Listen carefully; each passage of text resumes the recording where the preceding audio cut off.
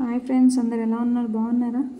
ఈరోజు మా ఇంట్లో తెలియక దర్శ స్పెషల్ ఫుడ్ వచ్చేసి బొబ్బర్ గారెలు చేసుకున్నామండి. ఫస్ట్ పప్పుని ఒక గంట సేపు నానబెట్టుకొని, నెక్స్ట్ ఆనియన్స్ అండ్ మిర్చి, కొన్ని ఎల్లిపాయలు, కొద్దిగా జీలకర్ర వేసి మిక్సీ పట్టుకోవాలండి.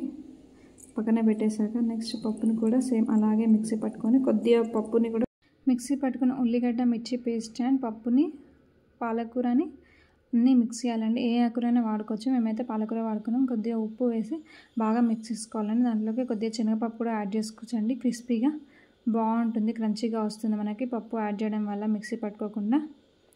నెక్స్ట్ ఒక 5 minutes దాకా అలా కలుపుకొని పక్కన పెట్టుకోవాలండి పిండిని. ఆ తర్వాత కడాయి పెట్టేసి మనం వడాలు అయితే ఎలా వేస్తామో సేమ్ అదేలాగా బొబ్బరిగెలు అయితే వేసుకోవాలండి. ఒక 5 minutesలో అవి గోల్డెన్ కలర్లో వస్తాయి. నెక్స్ట్ ఇంకో వాయి కూడా వేస్తున్నామండి. మేము వేసి పక్కన పెట్టుకున్నాము. మొత్తం అయిపోయాయి మావి చేసేయడం అయితే. చూడండి ఎంత బాగా వచ్చాయో, మాకైతే చాలా నచ్చాయండి టేస్ట్. నెక్స్ట్ మటన్ కర్రీ వచ్చేసి కొద్దిగా 2 spoons కారం, అల్లం పేస్ట్, కొద్దిగా పసుపు, తరిగినంత ఉప్పు, కొద్దిగా పెరుగు వేసుకున్నామండి మేము.